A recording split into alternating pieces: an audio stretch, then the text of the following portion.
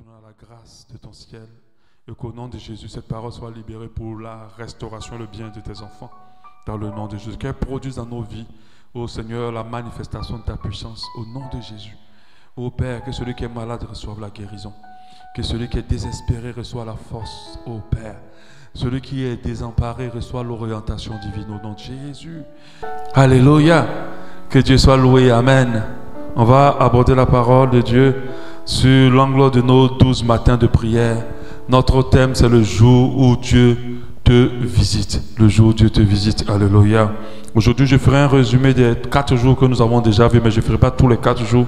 Je prendrai l'essentiel pour nous. Alléluia. Nous avons parlé de la visitation divine pendant ces 4 jours. Et nous voulons comprendre d'abord qu'est-ce qu'elle représente exactement. Que représente la visitation divine. Alléluia. Je disais pendant ces 4 jours, il y a certains chrétiens qui ne croyaient pas que Dieu puisse les visiter. Par contre, il y a d'autres qui sont convaincus que Dieu les visite tout le temps, à chaque moment. Parfois, ça peut être sensationnel et émotionnel ou pas vraiment une véritable visitation. Mais une chose que nous devons retenir, c'est que Dieu visite. Dieu visite ses enfants. Dieu peut te visiter et Dieu va te visiter. Alléluia. T'as pas dit amen. Depuis le jardin d'Éden, Dieu a commencé à visiter les hommes. Il a commencé à visiter Adam et Ève lorsqu'ils étaient dans le jardin. Il venait au début avec Adam qui était encore seul. Il venait le voir, il parlait avec lui, il échangeait avec lui. Alléluia. Et jusqu'à aujourd'hui, Dieu continue à visiter les gens. Et il continue à visiter chacun d'entre nous. Des fois de manière solitaire ou de fois en assemblée. Nous avons la parole de Matthieu 18, 28 qui nous dit: quand là où 2 ou 3 personnes sont assemblées en son nom, en mon nom, je suis au milieu d'eux. Donc, des fois, lorsque nous sommes assemblés au nom de Jésus, il est là. Amen. Amen. Dieu visite encore les chrétiens aujourd'hui. Mais la question, comme j'ai dit, que nous devons nous poser, comment reconnaître quand Dieu nous visite? Comment ne pas rater cette visitation? Comment provoquer? Oui, on peut provoquer la visitation divine. Qu'est-ce qui nous empêche de reconnaître la visitation ou nous empêche d'être visités par Dieu? Que faire quand Dieu nous visite? Pourquoi Dieu nous visite?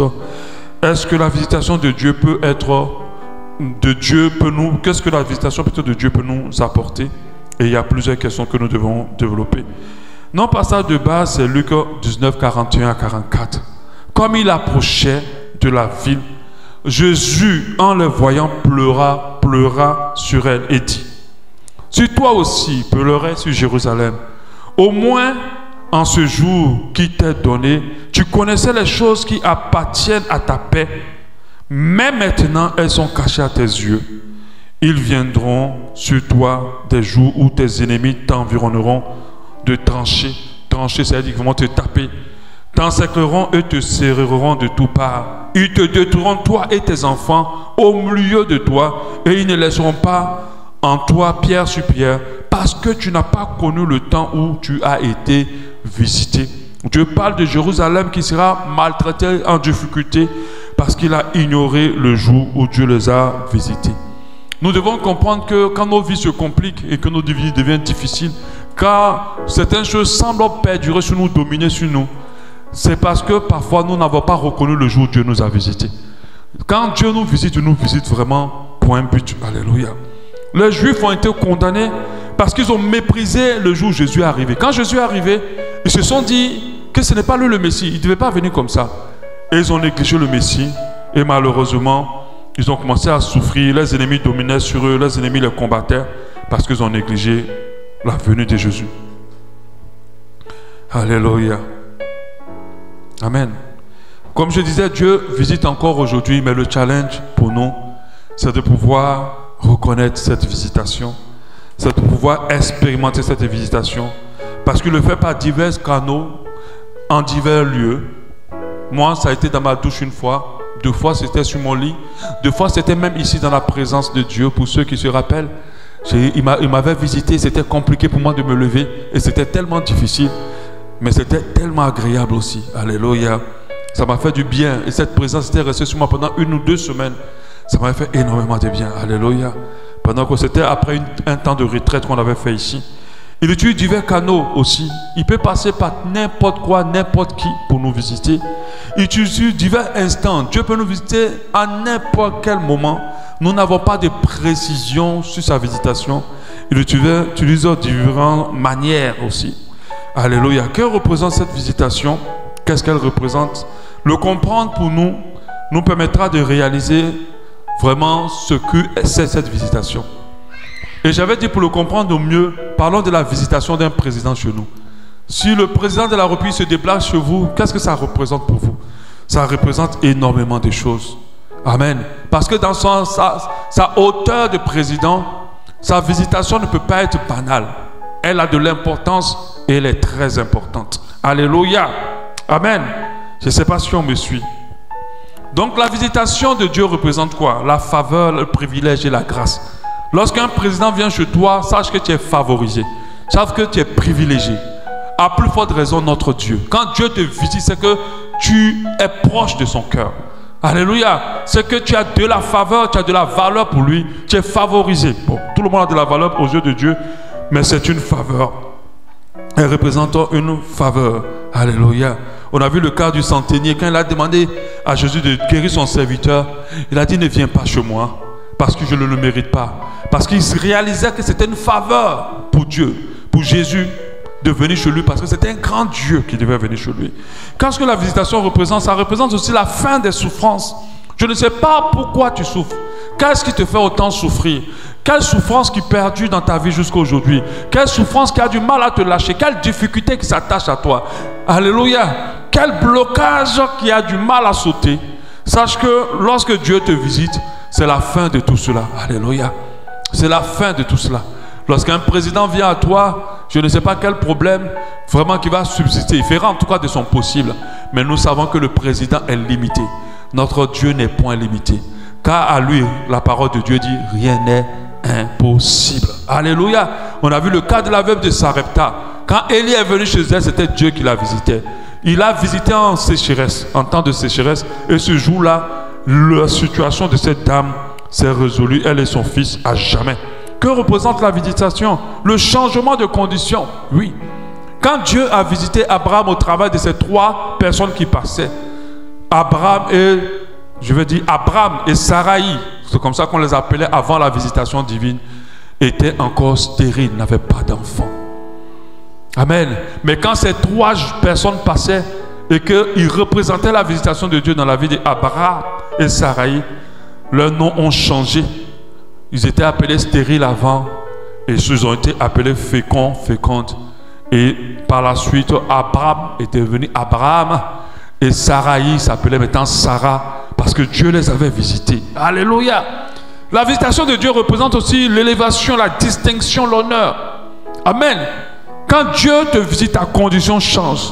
Quand il a visité la famille de Ésaïe, le père de David, cette famille a été appelée maintenant une famille bénie. Alléluia. Parce que de cette famille était sorti un roi. Prie que Dieu visite ta famille. Amen. Prie que Dieu visite ta famille. Il y a des familles que Dieu a visitées et de cette famille sont sorties des personnes extraordinaires. Et cette famille est quittée d'un état de famille méprisable ou méprisée à un état de famille honorable, honoré. Alléluia.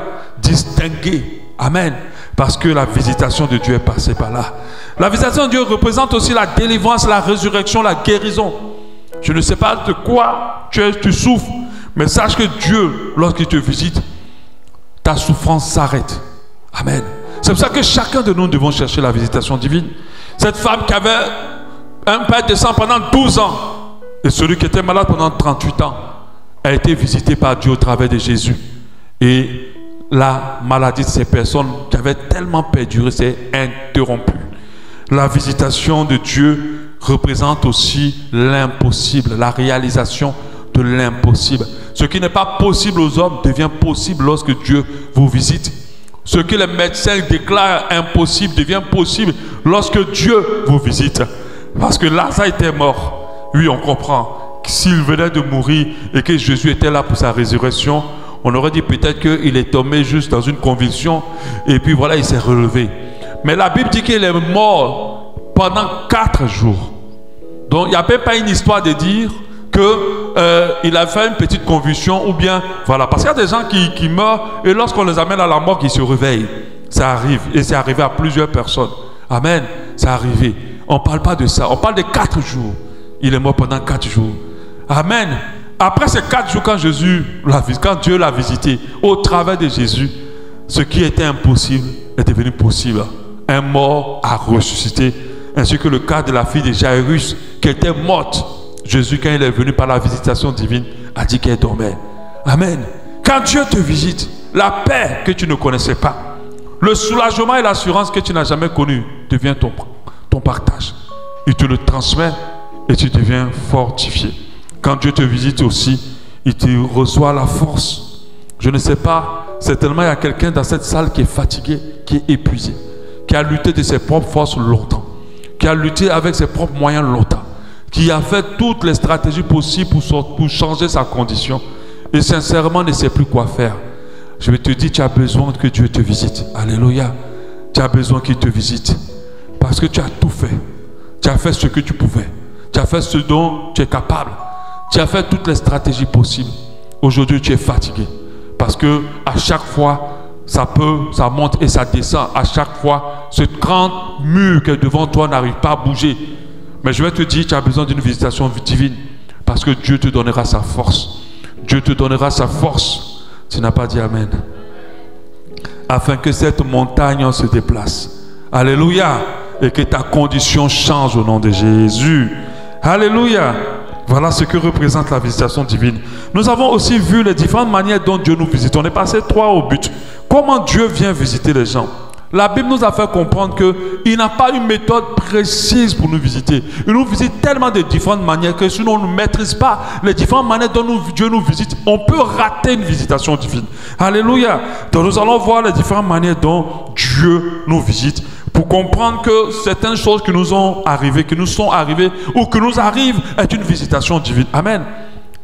Dieu ne peut nous visiter au travers des serviteurs de Dieu ou des serviteurs de Dieu qui ont sa crainte et qui lui appartiennent. Alléluia.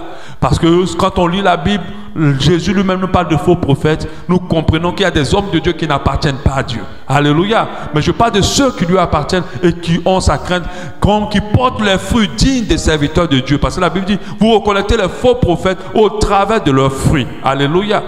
Amen. Par les serviteurs de Dieu, Dieu peut te visiter. Fais très attention. Même si tu es la femme d'un homme de Dieu ou le mari d'un homme de Dieu, même si tu es l'enfant d'un homme de Dieu, alléluia, ou d'une femme de Dieu, le mari plutôt d'une femme de Dieu, même si tu es le frère d'un homme de Dieu ou d'une femme de Dieu, amen, même si tu es l'ami d'un homme de Dieu ou l'ami d'une femme de Dieu, si tu es le collègue d'un homme de Dieu ou la collègue d'une femme de Dieu, fais très attention. Par cet homme de Dieu, Dieu peut te visiter. Amen. Par cet homme de Dieu, Dieu peut te visiter. Vous allez voir, quand on va voir les obstacles à la visitation divine, on va comprendre que l'un des obstacles, c'est la familiarité. C'est de pouvoir mépriser quelqu'un, de ne pas le considérer, de le regarder banalement, pendant qu'il porte en lui une grâce pour toi, pour que Dieu vienne te visiter. Amen. Et c'est ce que les Juifs ont fait. Dieu leur envoyait des hommes de Dieu pour changer leurs conditions. Il les tuait, il les méprisait, il les rejetait, parce qu'ils n'ont pas compris que Dieu passait par les serviteurs de Dieu. Dieu passe par les serviteurs de Dieu pour les visiter. Alléluia. Amen. Lorsque tu es en face d'un homme de Dieu, la première réaction que tu dois avoir, ne le condamne pas, ne le juge pas. Occupe-toi de lui, considère-le et prends-le avec respect et considération. Tu ne sais pas qui vient là. Alléluia. Tu ne sais pas qui vient là. Prends-le d'abord avec ça. Et puis bien sûr, veille. Parce que la Bible dit que Satan est un ange lumière et nous devons éprouver tous les esprits. Et éprouve l'esprit, mais ne commence pas déjà à le mépriser. Parce qu'on ne peut pas savoir à quel moment Dieu peut nous visiter. Amen. Je me rappelle du gars chez qui j'achète toujours les chaussures. Depuis des années, j'ai même battu à Abidjan, je suis revenu. À chaque fois j'achète des chaussures chez lui, je n'achète pas ailleurs. Et tous les jours je venais là, j'achète mes chaussures. Je ne lui ai jamais dit que j'étais pasteur. Déjà même je ne le fais pas. Les gens découvrent et je ne veux pas le faire. Amen. Et tout le temps je venais acheter des chaussures. Mais le gars est là. C'était au début qu'il soit là. C'est la dame de l'autre côté qui avait tous les clients. Je n'ai pas dit c'est moi qui lui ai apporté la grâce. Mais je veux dire c'était elle qui avait tous les clients. Nous tous on était chez la dame là-bas. Après je ne sais pas. On a quitté tous là-bas. On est venu de l'autre côté. Et je venais tous les jours là-bas. Tous les jours. Une fois on a acheté les chaussures de ma femme. Et puis une chaussure était pas bien. Elle avait porté, c'était pas bien. Et on est revenu avec ça pour changer la chaussure. Et je ne sais pas qu'est-ce que On était en train, ma femme avait dit ouais, quoi, puis moi j'ai dit non, c'était pas comme ça s'est passé. Et j'ai donné une version que j'estimais être juste. Et le gars, il était étonné du fait que je donne la vraie version des situations. Parce que les gars là, si tu ne parles pas bien, ils vont dire qu'ils ne remboursent pas. Donc elle voulait être remboursée. Alléluia. Donc on a parlé comme ça. Une fois je suis allé là-bas, ces temps-ci, je crois il y a 1 mois comme ça. J'étais chez lui acheter des chaussures. Et puis je négociais jusqu'à... Après un moment donné, il me demande si je suis pasteur. J'ai dit, mais oui. Il dit, ah, donc je comprends. Et il a commencé à dire, mais la dernière fois, la manière, j'ai compris que tu étais homme de Dieu. Alléluia. Mais cet homme-là, il aurait pu me mépriser. Mais c'est un homme, à chaque fois que je vais là-bas, il me considère, il me prend. Il ne savait pas que j'étais pasteur. Il n'avait aucune connaissance, en fait. C'est pour ça que je parle à ceux qui travaillent, qui sont à des bureaux, qui sont dans des entreprises, qui sont en contact avec les gens. Faites très attention. J'insiste là-dessus. Parce qu'il y a une personne qui va venir vous visiter et que vous allez mépriser. Et ce serait la personne qui est venue apporter votre solution. Alléluia. Attention. Amen. Donc Dieu peut visiter par les hommes de Dieu. On a vu cette femme-là qui a été visitée par Élisée. À chaque fois qu'Élisée passait, elle le prenait, elle le mettait, elle le logeait, elle le nourrissait. Et cette femme était stérile, elle a eu un enfant. Parce qu'elle a compris que la visitation divine peut passer par un homme de Dieu, mais pas que par un homme de Dieu. En deux, Dieu peut te visiter au travers d'un ange authentique et véritable. Il y a des anges qui se baladent ici sur cette terre et qui peuvent venir à toi et à moi sous une forme humaine sans que tu le saches.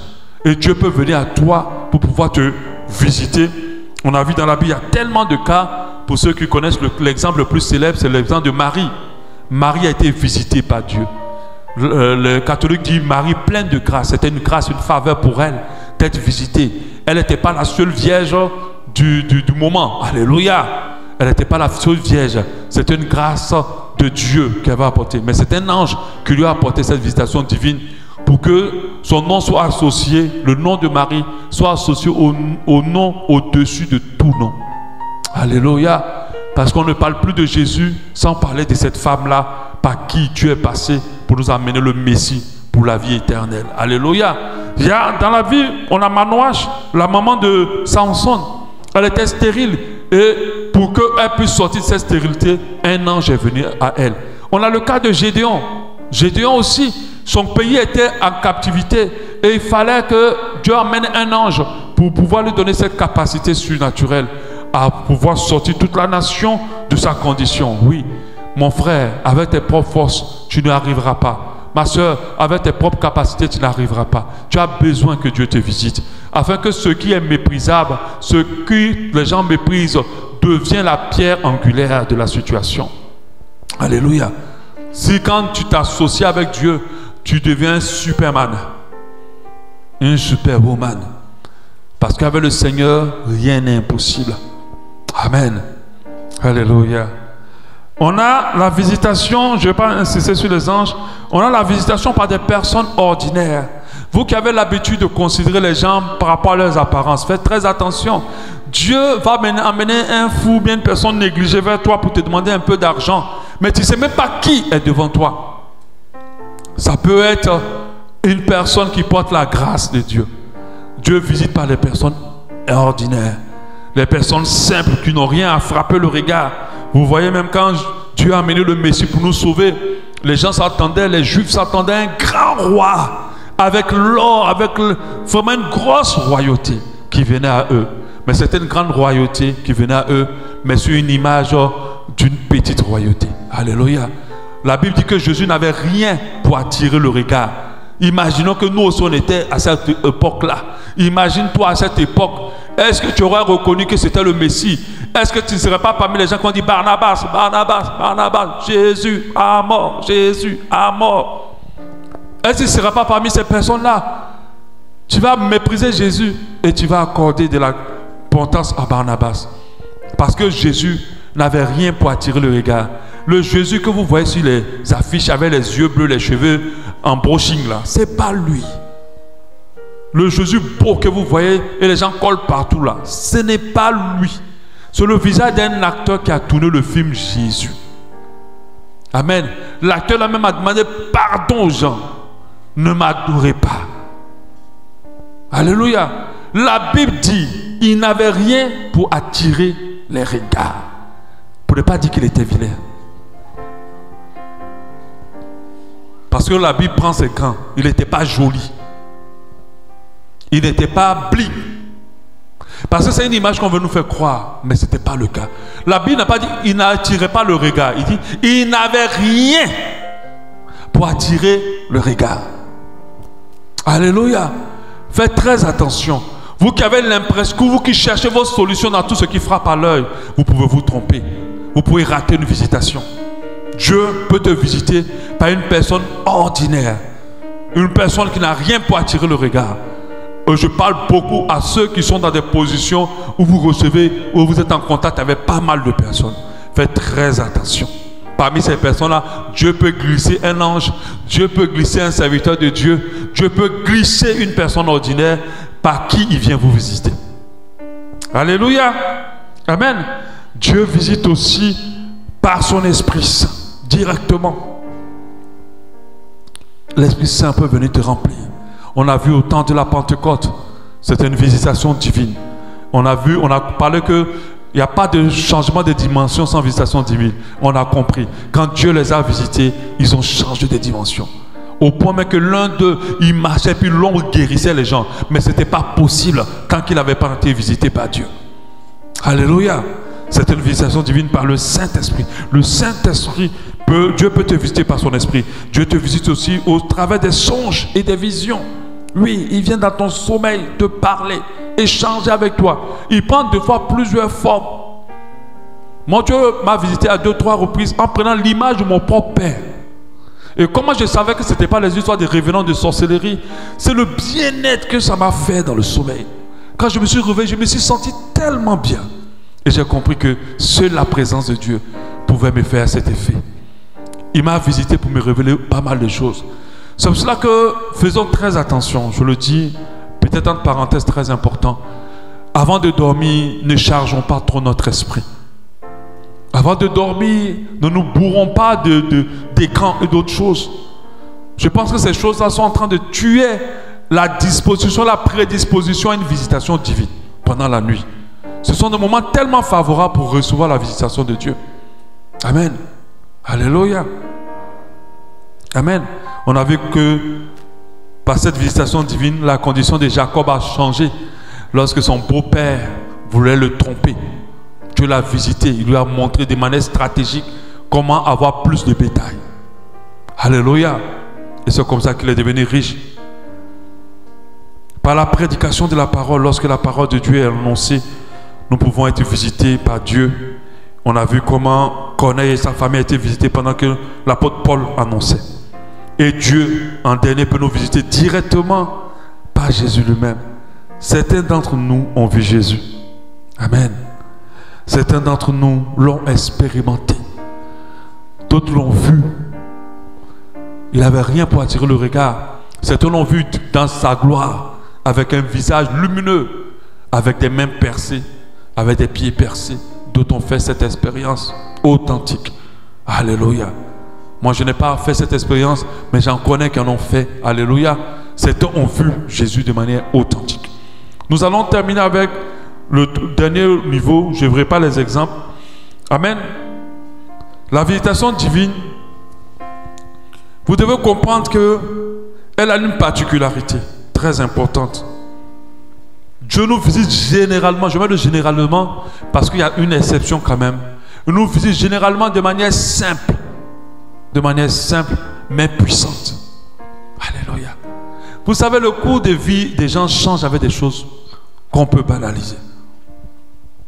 Qu'on peut banaliser. Des choses qu'on peut banaliser peuvent changer toute une condition de vie. Et si tu ne comprends pas ça et que tu t'attends à Dieu d'une manière glorieuse et puissante, tu peux rater une visitation divine. Alléluia. Amen. On a pu lire le livre de 1 Roi 19, 9 à 13 avec l'histoire d'Élie qui était menacé de mort par Jézabel parce qu'il avait humilié les adeptes de Baal. Alléluia. 9. Il entra dans une caverne, il passa la nuit. Élie, bien sûr, voici que la parole de Dieu, l'Éternel, lui fut adressée. Que fais-tu ici, Élie? C'est Dieu qui lui demande. Il répondit, j'ai déployé mon zèle pour l'Éternel, pour toi Dieu, le Dieu de l'univers, car les Israélites ont abandonné ton alliance, renversé tes autels, tué tes prophètes par l'épée. Je suis resté tout seul et ils cherchent à m'enlever la vie. 11, au verset 11, l'Éternel dit, sors et tiens-toi dans la montagne devant l'Éternel. Dieu lui donne rendez-vous pour une visitation. Il dit, viens à tel endroit, je viendrai vers toi, je viendrai te visiter. Viens à tel niveau, je viendrai te visiter. Il a dit ça à Élie. Et voici que l'Éternel passa. Donc Dieu passa. Un vent violent, un vent fort et puissant déchirait les montagnes et brisait les rochers devant l'Éternel. Mais la Bible dit, mais l'Éternel n'était pas dans le vent. Donc ça veut dire que il y a eu un grand vent violent qui brisait tout. Mais normalement, l'Éternel devrait être dedans. Pourquoi? Parce que la puissance se démontre aussi par tout ça. Alléluia. On ne peut pas dire que tu es puissant et puis on voit des choses faibles se produire. Le vent violent démontre la puissance. Je m'amusais à parler de Dragon Ball Z. Quand vous voyez la partie, ils doivent se combattre. Et ils se combattent beaucoup dans les montagnes et beaucoup aussi au ciel. Alléluia. Ils s'envolent, ils se battent en haut. Mais quand l'autre doit venir qu'il est puissant, vous voyez comment les montagnes se fracassent et tout se fracasse avant qu'il arrive. Cela demande que, waouh, celui qui arrive, il est puissant. Mais notre Dieu qui est autant puissant, la puissance au-dessus de toute puissance, la puissance qu'aucune puissance ne peut égaler. La Bible dit qu'il n'était pas dans le vent violent. Après le vent violent, il y eut un tremblement de terre. Mais l'Éternel n'était pas dans le tremblement de terre. Un grand tremblement de terre. Regardez à quel moment les gens ont su que Jésus était vraiment le Fils de Dieu. Quand il a expiré. Il y a eu un grand tremblement de terre. Des morts ont ressuscité. Les tombeaux se sont ouverts et le voile s'est déchiré. C'est en ce moment-là que l'homme peut dire, ah d'accord, c'était Dieu qui était avec lui. C'était déjà trop tard, ils avaient raté une visitation. Quand le Seigneur dit, le royaume des cieux est venu à vous, il parle d'une visitation divine. Alléluia. Ensuite au verset 12, après le tremblement de terre, un feu est passé. Mais l'Éternel n'était pas dans le feu. Le diable connaît ce que l'homme recherche. Malheureusement, le diable donne constamment à l'homme ce qu'il recherche pour l'induire en erreur. Parce qu'on ne cherche pas à attraper les mouches avec du vinaigre. On cherchera à les attraper avec du miel ou les abeilles avec du miel. Aujourd'hui, beaucoup de personnes vont chercher des visitations divines là où il y a le vent violent, là où il y a le tremblement de terre, là où il y a le feu dévorant. Mais malheureusement, ils ne sont pas visités. Amen. Pourtant, Dieu peut les visiter dans des moments aussi simples que maintenant. Dieu peut changer le cours de leur vie avec cette atmosphère aussi banale. Avec un homme de Dieu qui n'a même pas 18 abonnés sur sa page. Alléluia. Je n'ai même pas 2000 abonnés sur ma page. J'appelle peut-être 1000, même je suis à 800. Amen.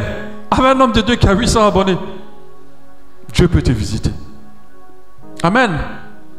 Avec une soeur qui vient de se convertir, Dieu peut te visiter. Avec un pasteur qui n'a même pas fait l'école théologique, Dieu peut te visiter. Dans une église où il y a à peine 2 membres, Dieu peut te visiter. Dieu peut changer ta condition. Alléluia. C'est parce que les gens accordent de l'importance à ce qui frappe à l'œil qui rate tout le temps les visitations divines. Faites très attention. Je dis généralement, Dieu aussi peut être dans ce qui est puissant. Alléluia. Il peut être dans ce qui est puissant. On dit après ce tremblement de terre, le feu, tout le reste, où l'Éternel n'était pas. Quand Élie entendit, on dit, après le feu, un murmure doux et léger, quelque chose de très simple. C'est-à-dire que tu es là, puis un petit vent te souffle, et puis on te dit, tu es là. Toi-même, tu ne crois pas. C'est comme ça que vous êtes. C'est-à-dire que tu sens un petit vent te souffler, puis on te dit, tu es là. Tout à l'heure que Maman Christine chantait, il y avait un vent glacé. Je ne suis même pas à côté du split pour dire que c'est le split. Un vent glacé qui est venu me taper. Je dis, ah Seigneur, j'espère que tout le monde ressent ce vent glacé là. Et nous savons que les nuées, c'est du vent frais. Alléluia. La nuée, c'est du vent frais. C'est pour ça que si tu montes au ciel, les nuages que tu vois là, tu vas être congelé dedans. Tu vas être congelé. Il y a un petit Ivoirien qui avait fait cette erreur. Il a voulu absolument partir en France et il s'est accroché sur le pneu d'un avion. C'est récent, ça fait peut-être 2-3 ans. Et l'avion est rentré.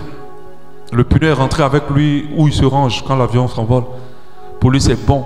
Et on l'a ressorti congelé. Il était congelé dans le pneu, il ne pouvait plus bouger, il était congelé. En haut là-bas, c'est très glacé.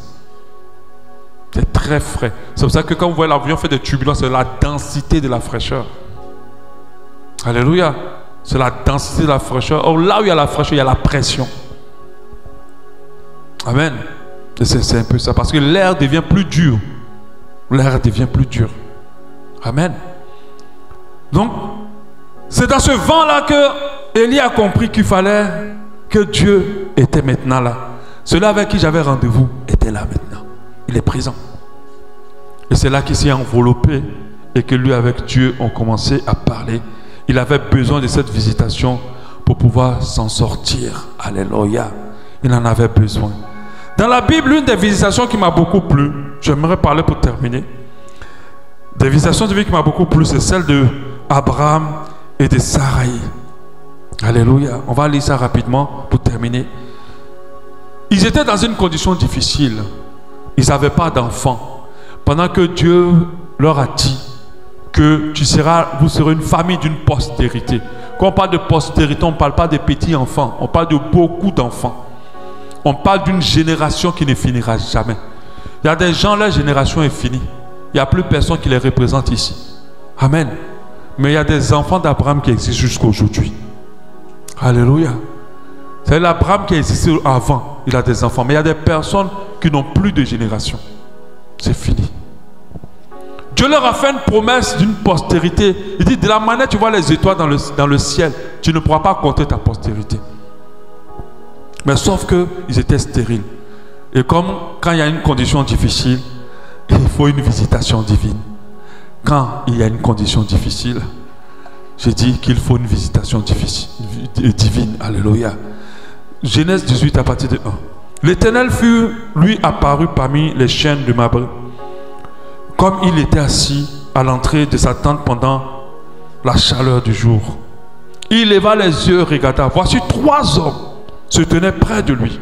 Quand il les vit, il courut au-devant d'eux, depuis l'entrée de sa tente, et se prosterna à terre. Et il dit, Seigneur. La Bible dit 3 hommes, mais quand il s'adresse à eux, il dit Seigneur. Il parle à eux au singulier. Abraham avait compris, avait eu la révélation que ces 3 hommes représentaient Dieu en train de le visiter. Il dit, Seigneur, j'ai trouvé grâce à tes yeux. Ne passe point, je te prie, loin de ton serviteur. Pendant qu'ils étaient 3. Permettez, après il parle aux 3, permettez qu'on apporte un peu d'eau pour vous laver les pieds et reposez-vous sous ce arbre. J'irai prendre un morceau de pain pour fortifier votre cœur, après quoi vous passerez. Il a dit, ne passez pas devant moi. Venez d'abord vous reposer. Lavez vos pieds, mangez. Après ça, vous pouvez partir. Car c'est pour cela que vous êtes passé près de votre serviteur. Il répondit, fais comme tu l'as dit. Amen. Après, par la suite, quand ces hommes ont fini de manger, ils ont dit à la même année, à la même période, Sarah aura un enfant. Ils étaient déjà vieux. On appelle ça la condition impossible. Sarai. Ils étaient déjà vieux. C'était même pas possible qu'elle puisse tomber enceinte. Elle avait déjà pris sa ménopause peut-être x3. Mais c'est dans cette impossibilité que Dieu a intervenu. Je ne sais pas qu'est-ce qui semble être impossible pour toi. Qu'est-ce qui semble être verrouillé pour toi. La visitation divine est capable de tout briser. Elle est capable de rendre ce qui est impossible possible. Par ces personnes simples, certainement banales qui passaient, Sarah et Abraham, Sarai et Abraham ont été visités. Et ils ont eu un enfant. Et d'enfants, ils ont eu de nombreux enfants. Quand Dieu lui ouvre la vanne, qu'il ouvre la porte, quelque chose se passe. Quelque chose s'opère. Alléluia.